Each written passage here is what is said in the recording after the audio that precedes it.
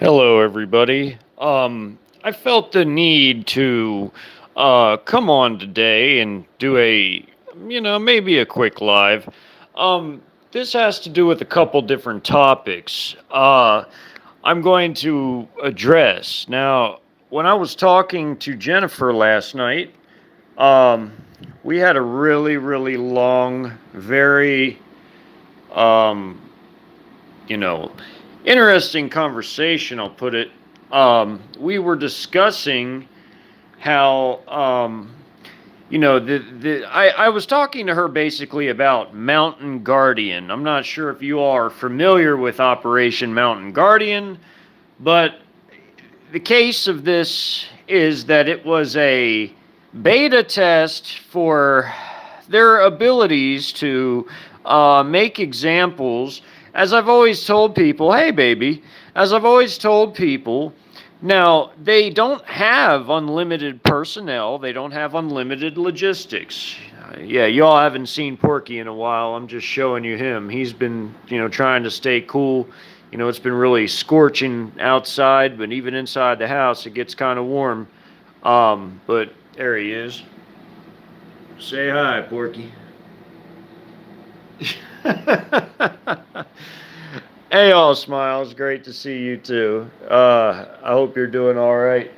But yeah, basically, Mtn Guard1an was just a way of conducting a fear campaign, a fear and agitation propaganda campaign, because they don't have unlimited resources, they don't have unlimited logistics, they can only do so much. Now, Jennifer made me aware that, there's some sort of a, rough draft of some sort of thing going around for another type of poisoning. You know what I mean by poisoning? The poison that people take in their arms. So I'm going to discuss a lot about that. I'm going to tie it into my documentary I made and show you how everything I've already shown you, how it all fits together with real life, a real life situation.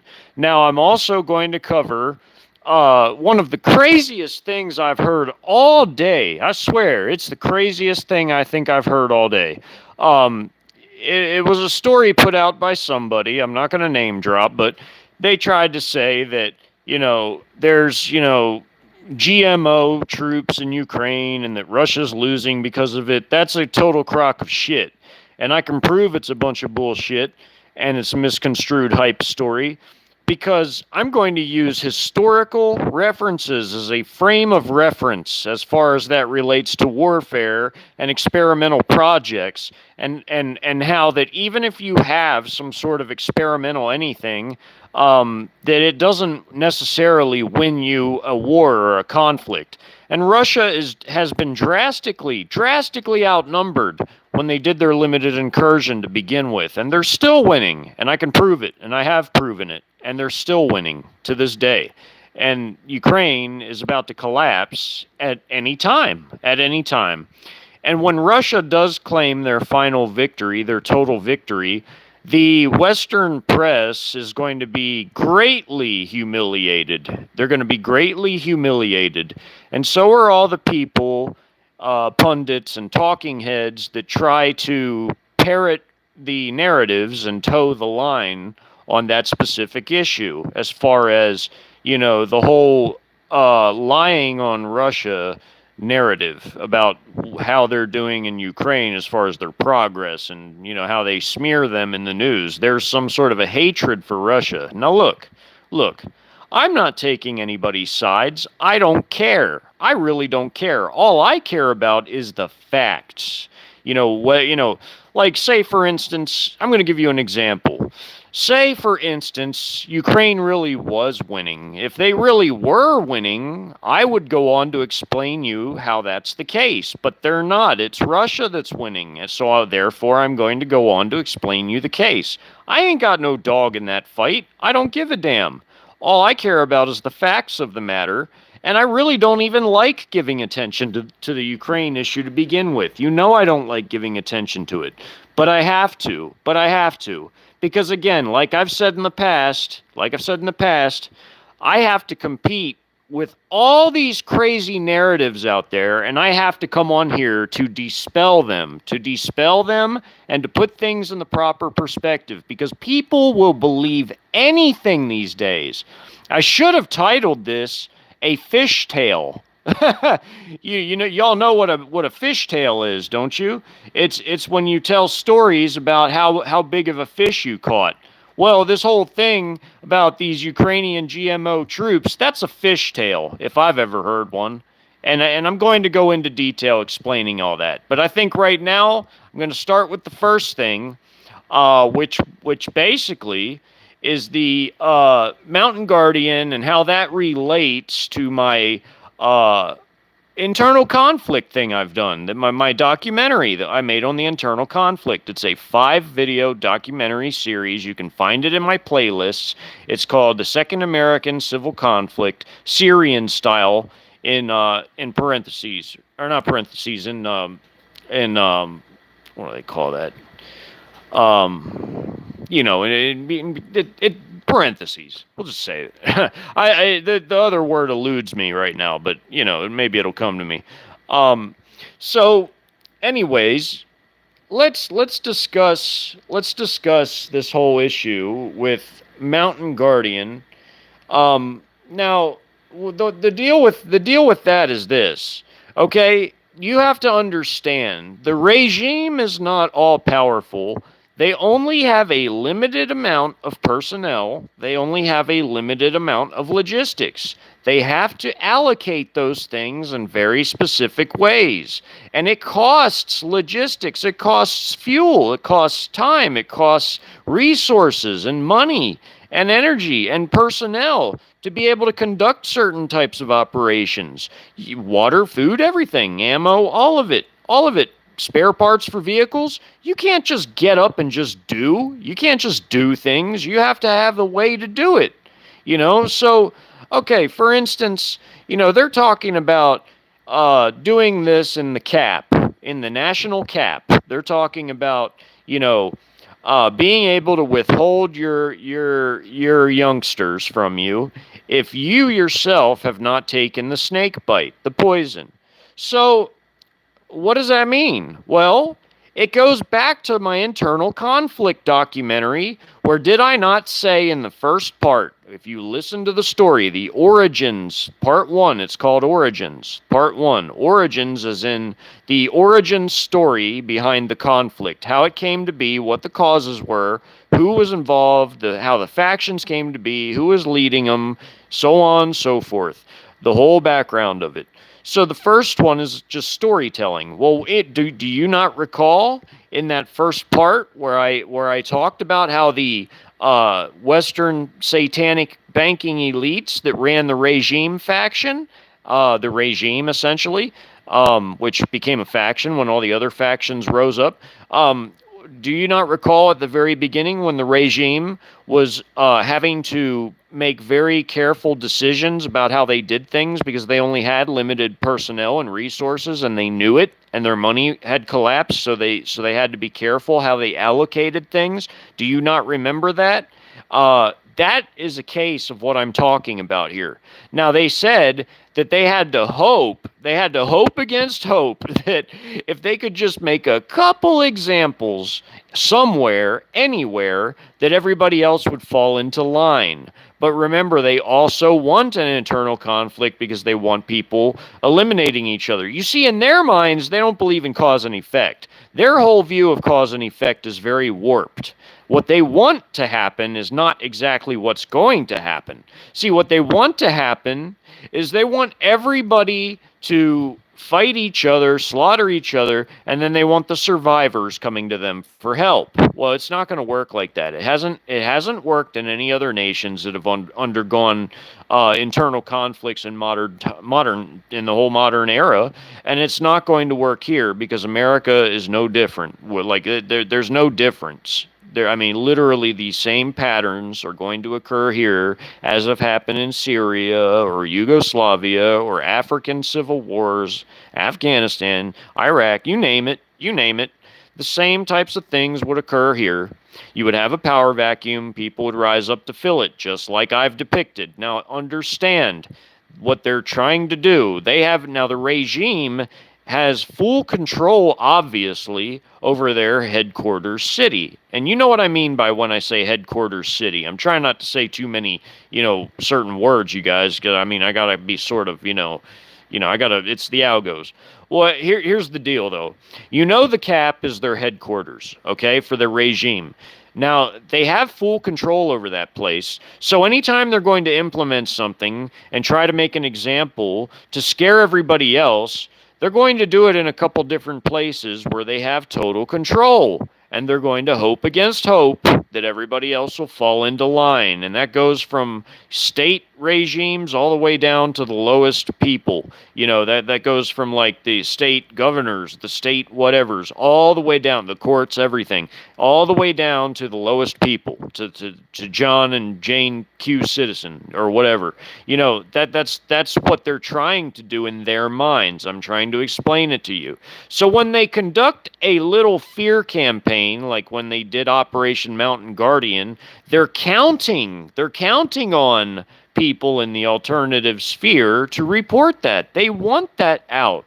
You got to understand, they try to control the flow of information, which is why channels like mine will never grow. They'll never grow.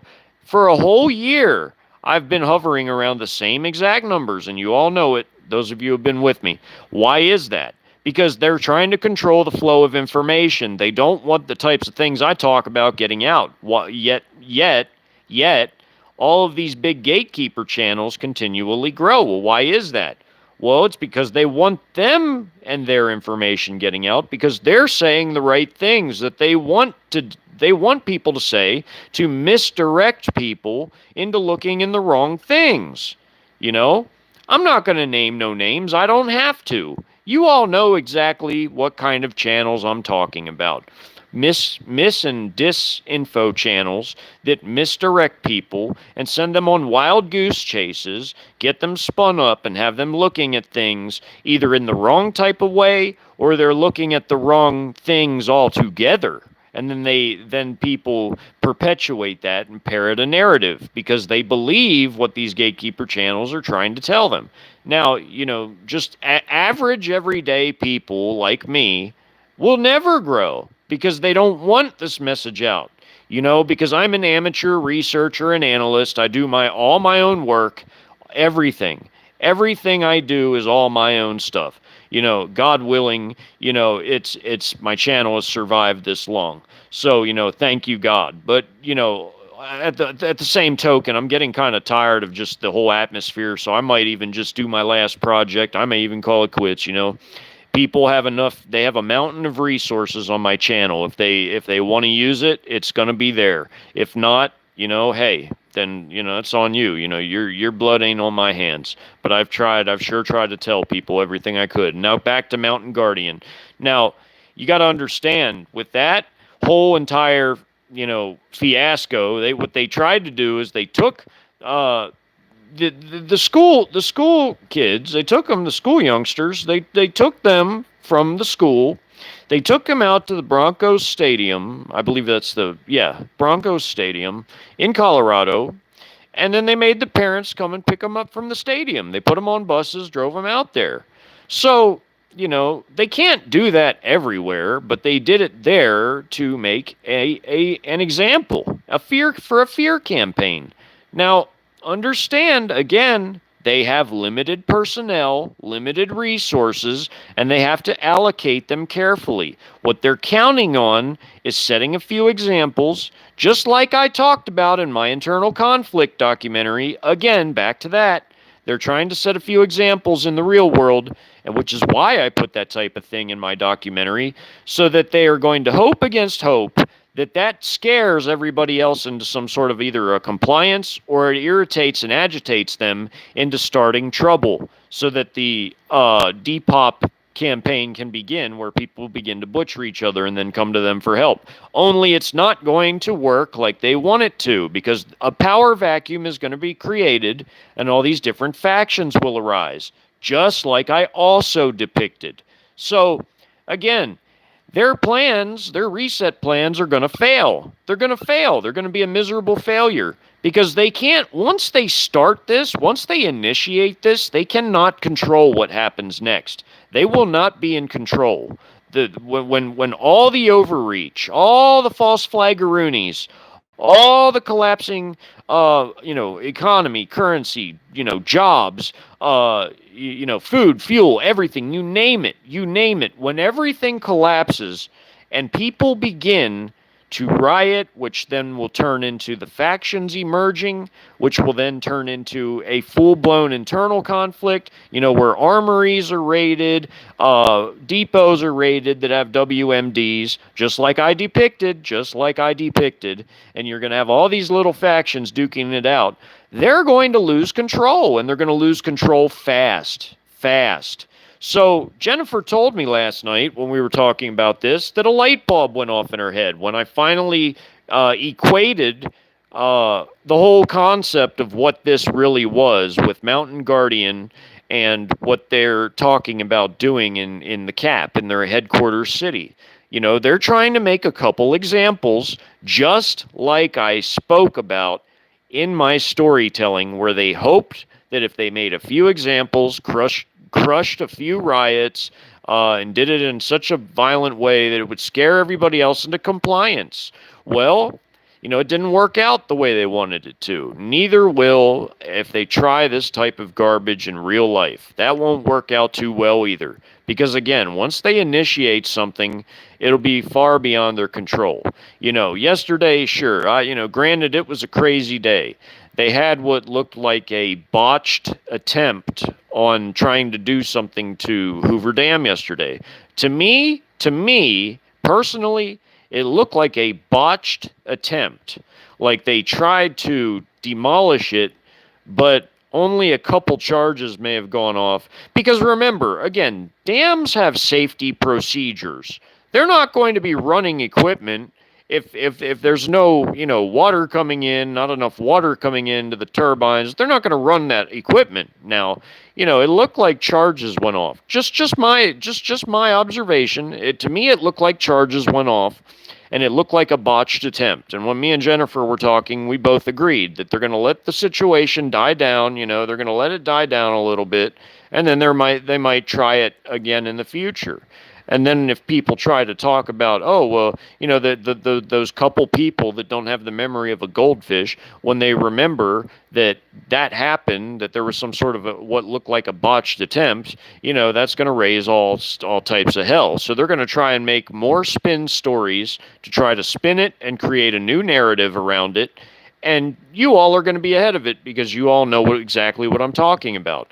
Lies, and more lies can never be kept track of in a proper way because they don't have the ability, while they're sitting up there telling new lies, to cross-check it with their old lies to make sure they get their story straight, because they lie so damn much. Now, there's so much hype and BS and narratives and just everything going on. And again, these huge gatekeeper channels, they're just parroting MSM stories. That's all they're literally up there doing. And they too they're not helping the situation by doing that. Here I am at the lowest rung, and I'm trying to do my best to keep people, thinking, I want to help provoke thoughts in people to where they can think these things through and always think about everything that they're seeing and go and do research behind it, to check it, to double check it with solid facts, figures, capabilities, data, everything. Because remember, again, different forces just can't get up and do things. They have to have the means to do it. They have to have the money to do it. They have to have the logistics to do it. They have to have everything, trained personnel is important. They have to have professional personnel. Organizations, regardless of what type, cannot just get up and just do. They have to have a way to do it, which is why, again, this is a nation of some 340 million people. People are scared of the most irrational things. And that is why I'm up here talking about it, to get people to stop being scared of what people say because people can say anything.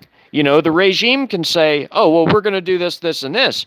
But the real question is, how? How are they going to do it? How can they do it? Do they have the ability to do it? No. No, they don't. No, they don't. Absolutely not. Absolutely not. Less than 2.5 million people. I can't even say less than 3 million. It's less than 2.5 million people cannot control 340 million. It's impossible.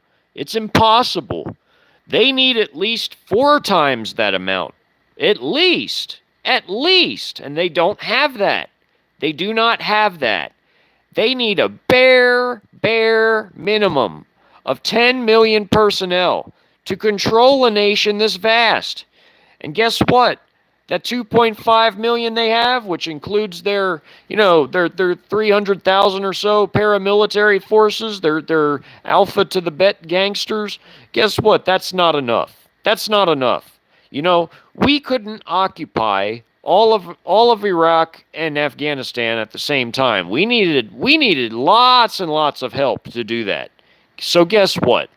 Being that those two nations are the size and population and land and population of Texas and California combined, when you combine those two nations, and we had a hard, really, and our military was bigger and more professional. It was much bigger and more professional, and we still had a hell of a time. So riddle me this. How the hell is a smaller, less professional, less logistically capable, just less all around, capable, trained and everything, equipped, depleted, how are they going to control a vast nation of this size, much less like the literal states of California and Texas, which they couldn't even control that. It's too much land and people.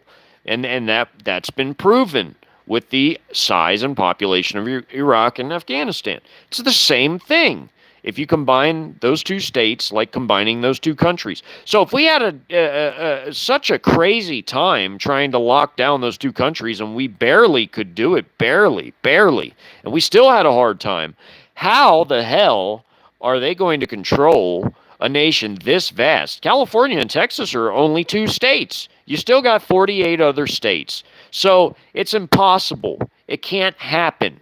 They need at least 4 times the amount of people they have. 2.5 times 4 gives you 10. That's the bare minimum. Really, 12 million would be ideal, like I put in my documentary stories with the invasion, when the Chinese and Russians and their allies come and take over. They come in with massive forces, massive.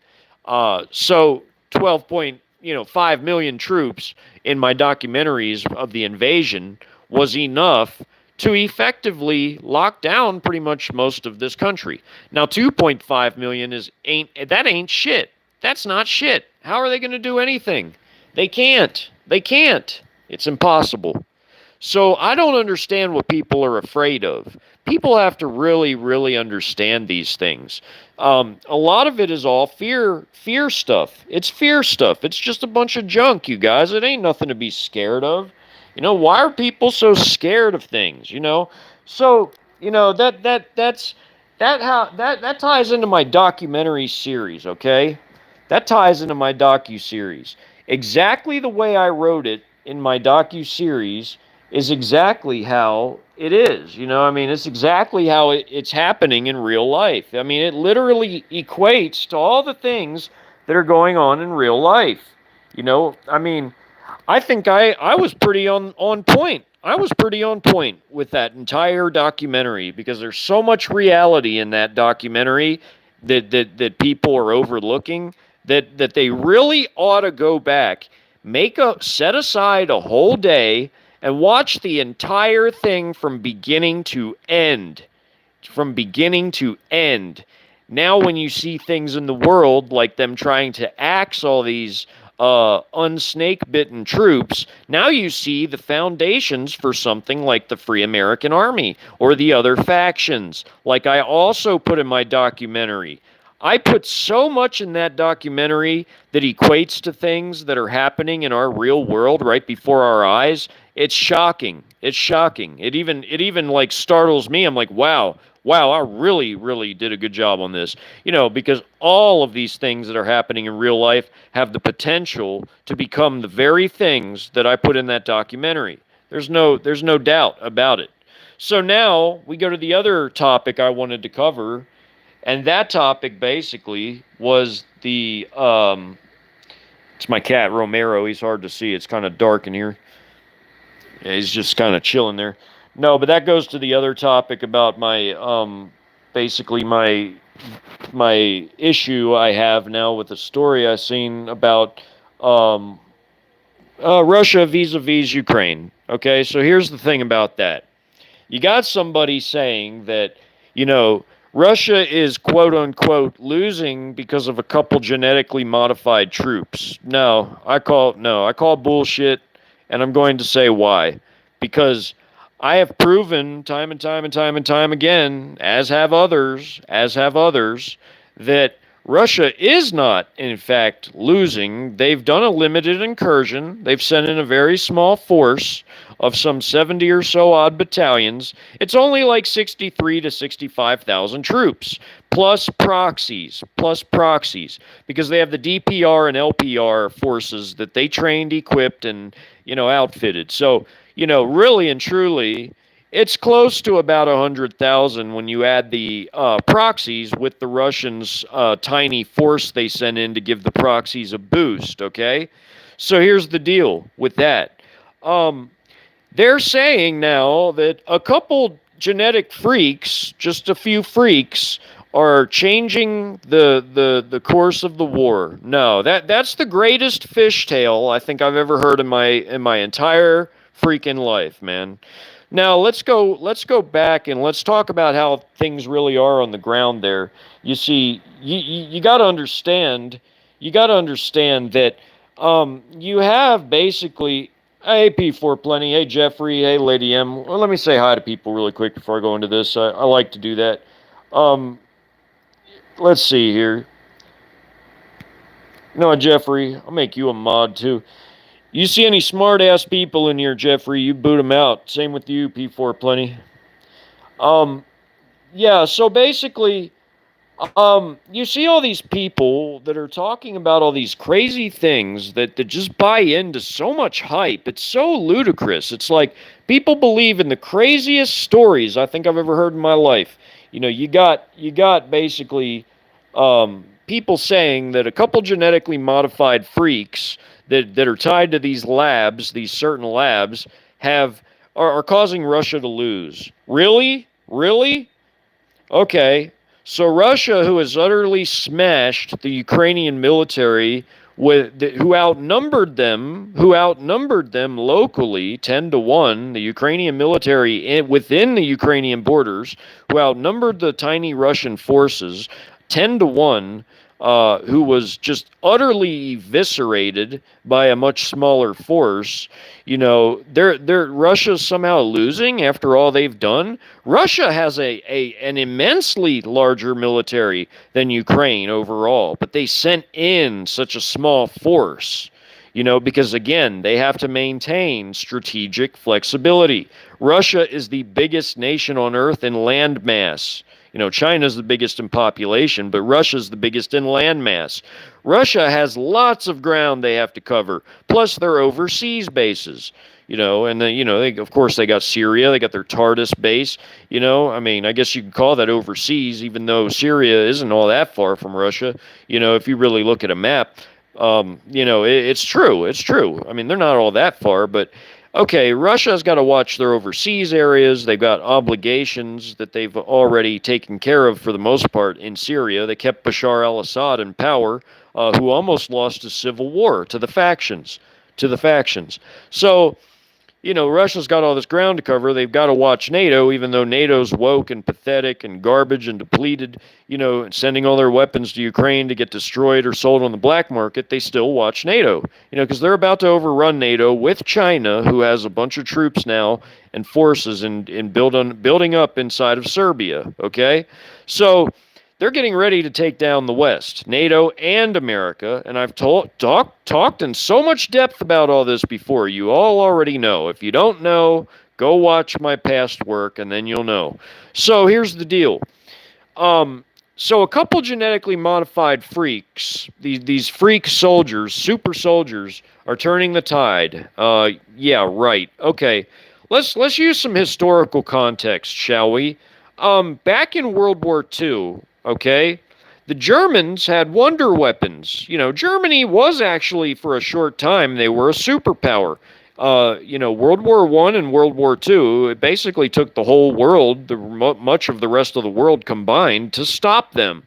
They were huge. In World War II, everybody, said, well, the Germans have this, goose-stepping military that, it's unproven, untested, but yet this unproven, untested military with their new doctrines,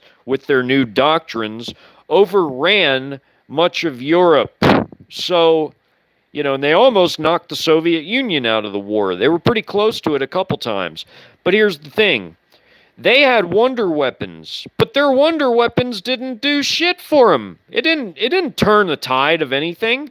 They had jets. They were the first nation with jet fighters. To be fair, Britain had a jet fighter too, but the Germans had theirs first.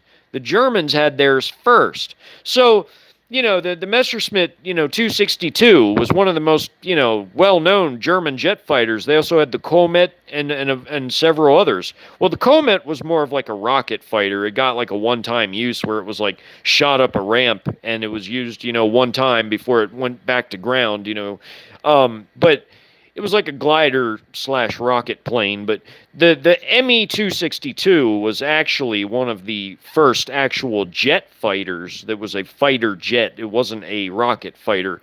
But the Germans had both. But these were considered as wonder weapons. They were supposed to turn the tide of war for Nazi Germany. And then you had the V-2 rockets, which was the first true ballistic missile, and you had the V-1 rocket, which was the first cruise missile. It was the first true cruise missile.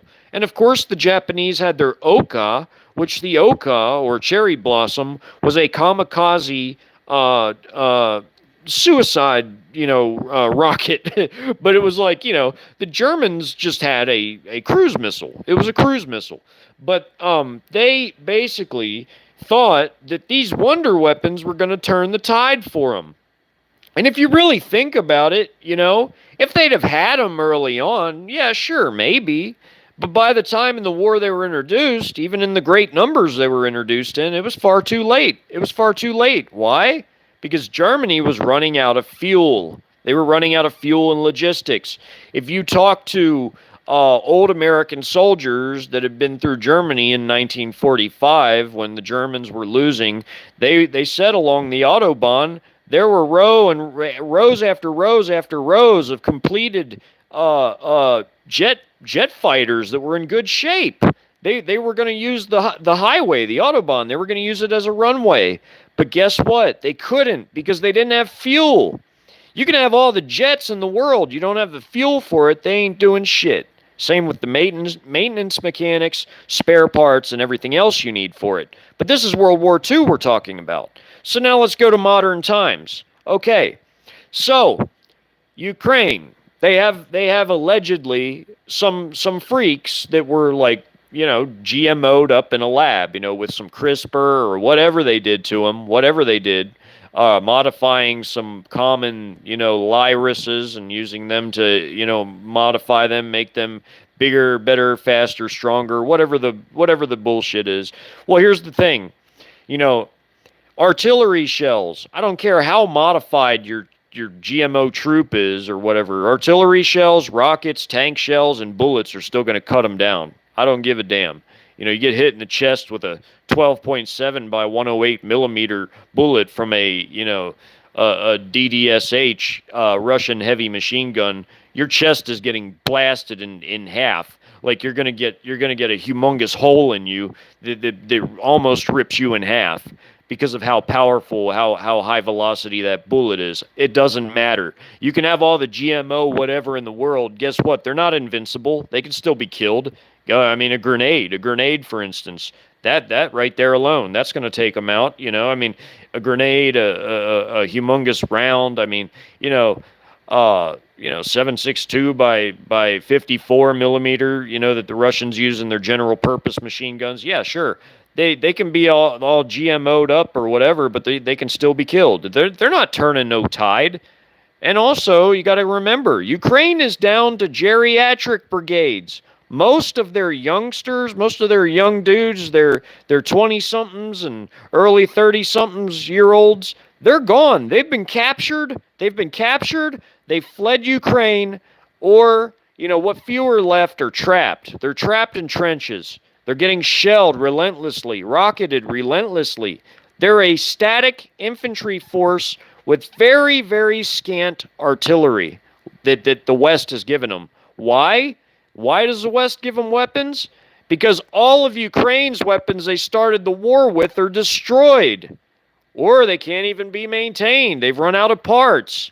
Or they've run out of fuel in some cases. Remember, Russia destroyed their fuel depots. They're stuck. They're a static infantry force with very, very light artillery support. And much of their artillery that they get is being destroyed as soon as they open fire. Guess what the Russians have? Fire direction control radars. They have radars that can detect incoming shells and where they came from, so that they can call in promptly either an air or an artillery strike on the location that the shells came from. What does that mean? That means Ukraine has to fire off like 1 or 2 shells during a single fire mission, pack up their howitzer, and get the hell out of Dodge before Russians start shooting back at their former firing position. That's what that means. Here, let me explain something. When I was in the Army, I was actually in a field artillery battery that didn't have fire direction control radar. Like we didn't have a radar that could detect any sort of like incoming, so that we could do counter battery fire. But we were supposed to, but we didn't have that. Okay, for whatever reason, we didn't have that. I don't know why. Don't ask me. But other artillery units had those. The Russians have those. The Chinese have those. Every major army has that. So understand that these Ukrainians are not effective whatsoever at all. They're losing. And I've explained why they're losing diligently many, many, many times. I hate even having to talk about this, but I have to get on and talk about it because I gotta knock these narratives out. I gotta kick them in the teeth, because these narratives are total lunacy. And the bad thing is people believe it. They believe it. They hang on every word. And it's like, look, okay, I'll concede to the fact that maybe, okay, sure, maybe they did a couple experiments or whatever, but it ain't that widespread. It's like people are trying to make it sound like some widespread, huge, big thing, and it's not. It's not. That does not match the reality that's on the ground. Sure, okay. Maybe they killed a few of those types and they found their bodies, they did exams, but they're not losing. They're not losing shit. Anybody that believes that, man, that's laughable. That's laughable. That's like a fishtail. Again, if Ukraine was really winning, then I would be talking up Ukraine, but I'm talking up Russia because Russia's the one who's winning, and I'm telling you why they're winning. I've told you why they're winning, and I've told you that this whole thing is a big distraction, and it really is. It is a way, to suck in the West's money, their weapons, their, even their mercs, because a lot of mercs are getting killed in that conflict. They think they're going to be some Call of Duty hero, but then when they're facing the second most powerful country on earth after China, they're getting obliterated. They're seeing that, now they're on the receiving end of heavy artillery and air strikes and, swarms of tanks and infantry, mechanized infantry. Now they're on the receiving end of that. It ain't like, Russia ain't Iraq. They're not, they're not Afghanistan. I mean, Russia is the second most powerful country on the face of the earth after China, okay? And their military has sent in a very, very small contingent to deal with Ukraine, who's within the Ukraine borders are outnumbered by a factor of 10 to 1. So again, these 63 or 65,000 troops that Russia sent in to help their proxies, are kicking ass and taking names. And when, the mainstream media and everybody who corroborated, or collaborated rather, well, yeah, corroborated too, that would work in that case. Everybody who collaborated with the MSM on, trying to lie on Russia, they're going to look like a bunch of idiots, and they're going to lose all credibility when Russia claims a final victory in Ukraine, and they will. They will. Like I've told people what I estimated would happen and why and why. Sure, there's a little margin of error, but it could happen anytime. It literally can happen anytime, and I've told you why. So, and we're very close to a total food and fuel collapse too. Remember the time I said, to watch for that, around August time frame, sometime in August, maybe even like early September at the latest. But, I'm just going by margin of error. Like maybe it'll be a few weeks off, but we're very close to all these things happening, y'all. It's not far off at all. You do not have long to wait. So, the MSM is about to be really embarrassed when Russia claims total victory on the field. And they will. Look, Ukraine's, again, they're a static infantry force with barely any artillery left. They really don't have no, armored vehicles. You don't see, Ukrainian armored columns, capturing towns and advancing against the Russians. No, it's the Russians doing all the advancing. So, again, who's losing in that situation? Russia's still inside Ukraine. They're not losing, and they send in a small force. So, it's a joke. It's a joke. The stuff that the MSM is saying is a joke. Sure, Russia might now have to tailor their plans to take over the whole country of Ukraine because they realize that, they can't have a Ukraine that's still hostile to them. They're understanding that, okay, although they had limited objectives with a limited incursion, they now realize, I think, they're going to have to expand their limited incursion to do just get it all over with and just knock them out of the war entirely. So I think they're understanding that, you can't just go in there now, take these territories, and then be like, okay, well, we're declaring the operation done. Well, you can't declare an operation done if you still have a hostile entity next to you, being the rump state of Ukraine, whatever's left of it. You can't have a hostile place next to you. You got to finish your operation. And that's exactly what they're going to do. I think they're understanding that they have to go all the way with it. They just have to go ahead and knock them out. And they will. And Ukraine's going to have to collapse pretty soon anyway. You might see a coup happen there. Who knows? They might just collapse, and you might have the regime on the run. They might flee the country. You never know. But Russia ain't losing, and they ain't gonna lose. I don't like them. I really don't like them. I don't like China, of course. No, I'm not talking about the people. I'm talking about the regime. Because the Eastern elites, the elites that run these places, are every bit as evil, or maybe more evil, than even the Western elites. That's my belief. And I base that on their actions. So you see the Eastern elites who have beefed themselves up. They're about they're going to knock the West out in a lightning war. And I'm not talking blitzkrieg. I'm talking something even faster. It's called fourth generation warfare, hybrid warfare. You see, the West is expecting like a World War II type of war, but it's not going to be like that. It's going to be even faster, because if you have Trojans beginning inside your country, then they're next to their objectives. That makes things happen much faster than even blitzkrieg. So they're going to knock the West out in a lightning war, a true lightning war, with Trojans, external components, and high technology, all combined into a single doctrine of war. And they're going to knock the West out, and colonize it, because that's what they've said out of their own mouths, both China and Russia, that they plan and intend on doing. When someone makes a threat, I take them seriously.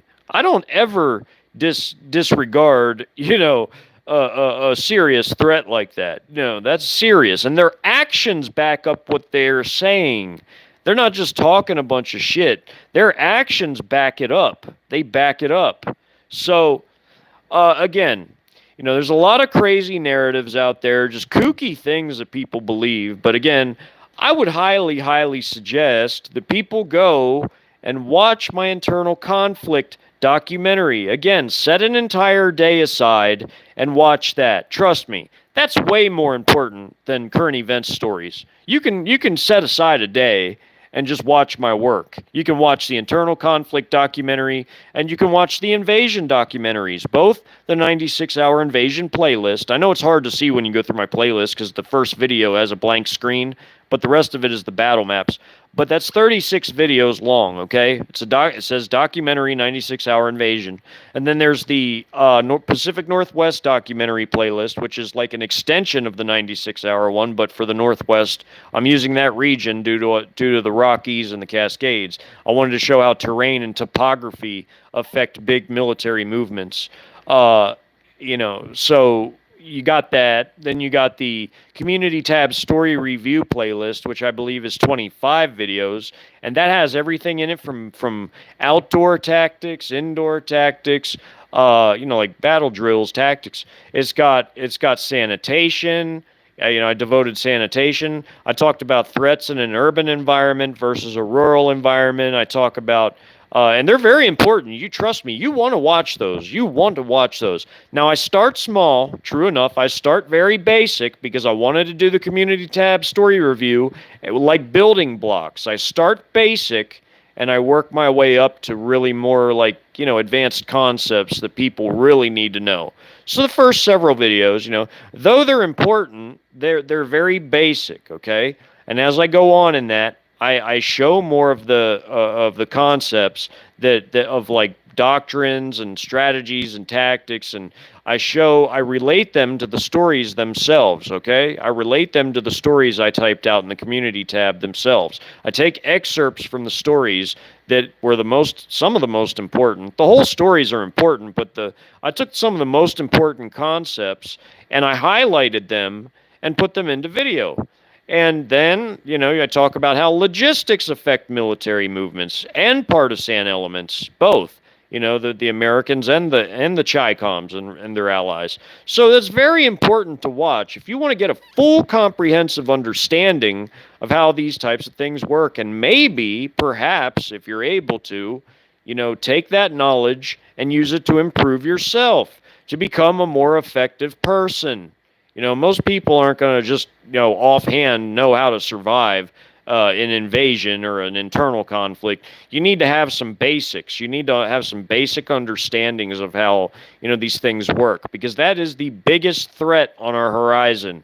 It's conflict, It's the internal conflict, but it's mostly the foreign invasion, which will be even worse, even bigger in scope and scale by a lot. The internal conflict would just merely be an appetizer, but you really need to watch that. That 5-video internal conflict. See, it'll give you a lot of understandings about everything you see going on in the world every day. You'll be able to decipher things and be more effective. All right? I'm going to talk to some people here on this stream before I get off. Anybody who has something they want to say, ask, whatever, just say it. Feel free.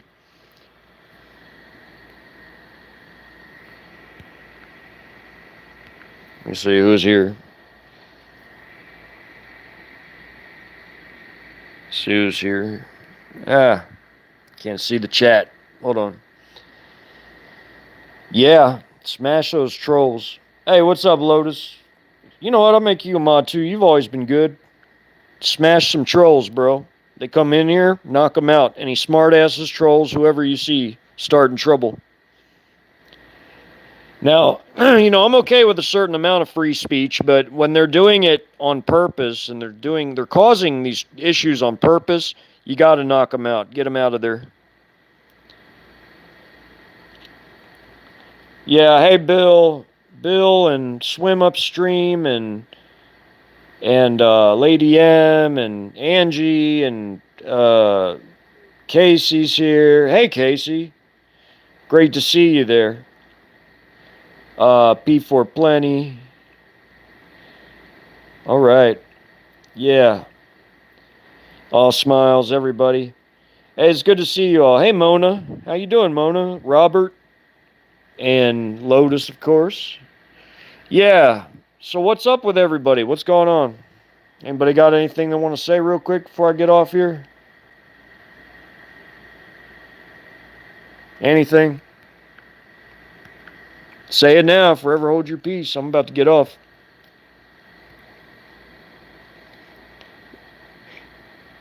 Oh, what am I going to do with cats? Robert? Well, the humane thing to do is to set a bunch of food out and water so that they have some sort of a way to sustain themselves as they get back in the habit of hunting. You got to understand, cats have hunting instinct. They're not going to just starve, you know. But the best thing you could do, the best thing you can do to make sure that they can get back in the loop, you know, you got to leave them out a bunch of food and a bunch of water, a bunch of it. When you have to leave your home, just leave them a bunch of stuff out, release them.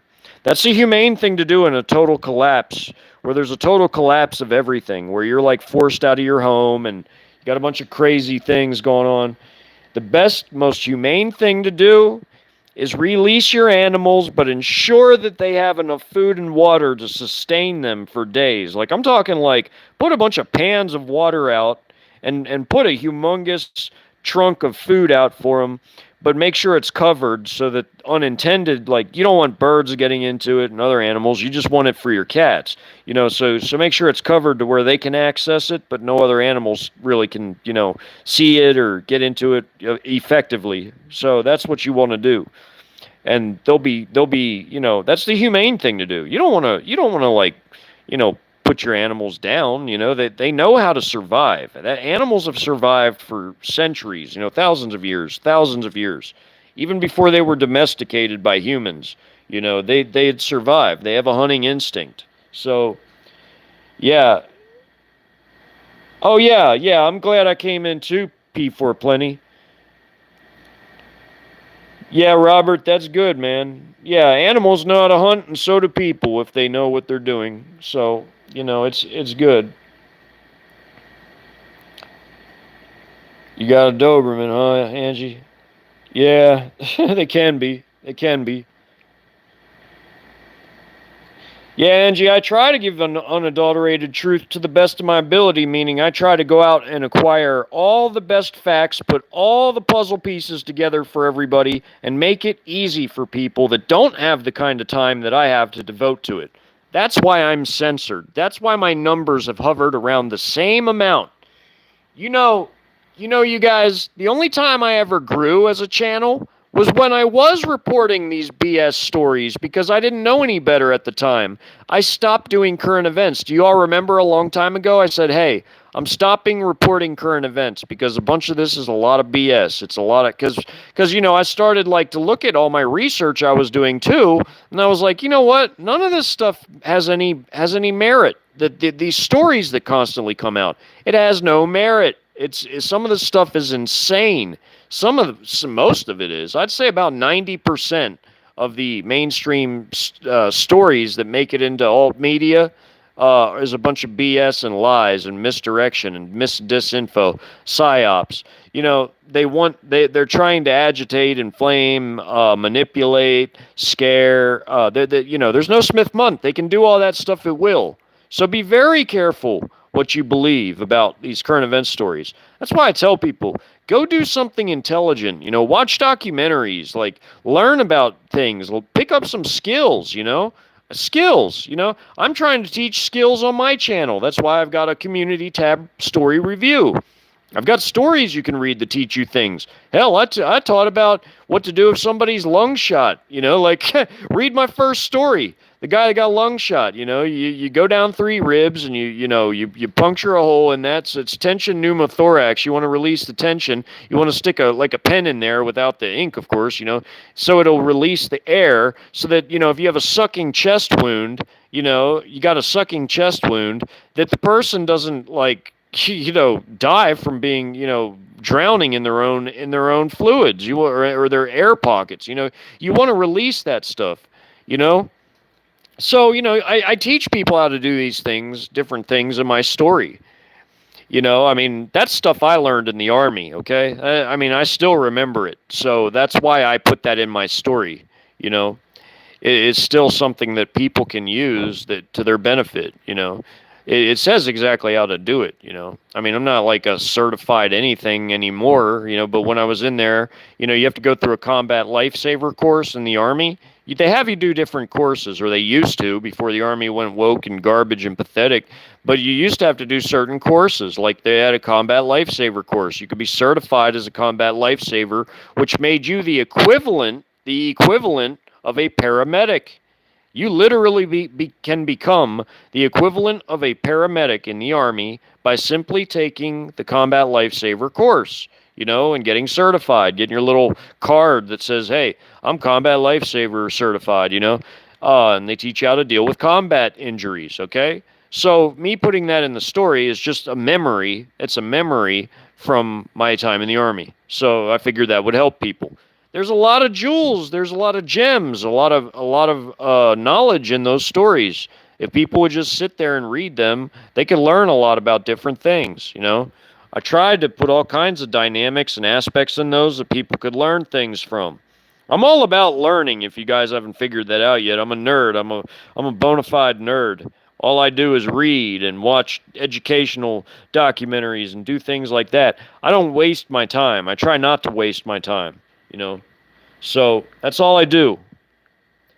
That's what I'm all about.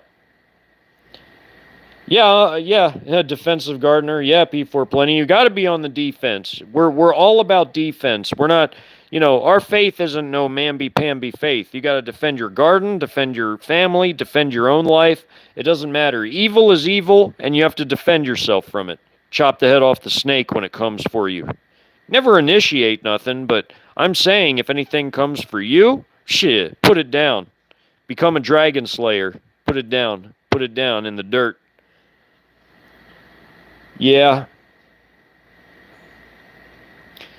Hey, Jeffrey. Yeah. All right, y'all. Well, I'm fixing to get off here. Guess there's no more questions. Yeah, Mona, you really should set aside a whole day and watch the entire playlist. Because, one video will play after the next. It's like a full-on documentary. There's the internal conflict documentary of the internal conflict with factions. I modeled it heavily off of the Syrian civil war, but the same type of concept applied here with some aspects of the Yugoslav civil wars and other modern civil wars sprinkled in from like Africa and other places. So you want to watch that. It's highly educational. So are my invasion documentaries, and so is the Community tab story review, which goes over the stories I typed and wrote that are in the Community tab further back. It involves a lot of scrolling, but if you have a laptop or a PC, it's not as bad as if you have a phone to go back and read each part in order. You have to start from the bottom and read your way up when you go to each post, which is a part or a chapter. So, you can read the stories. The stories go with the invasion documentary. Now, remember, the internal conflict documentary and the invasion documentary and the stories that are in Community that kind of go with that, there are two different timelines, but they both involve the same thing happening, an invasion. Now, the internal conflict happens in that timeline, and then the same type of invasion where they come out of their CCP properties and invade. But then there's the invasion timeline, which is separate, which is like we're living like we are now. Like we have a bad economy, this and that, but we haven't like totally collapsed when the invasion happens. I just showed two different possibilities. That's all I did. So if you want to watch the internal conflict one and then the invasion one, then it would be like watching them both in order, basically, but only they're two different timelines, if you get what I'm saying. Like, the invasion one happens without an internal conflict, but the internal conflict one happens, and at the very end of that, I mentioned that the invasion starts at the end of the internal conflict. So it's like the same exact concept with the other invasion, minus the fact that, there had been an internal conflict first. So you can go watch all my work. It's all in there, everything I mentioned. So you can read the stories too if you like. They're very educational.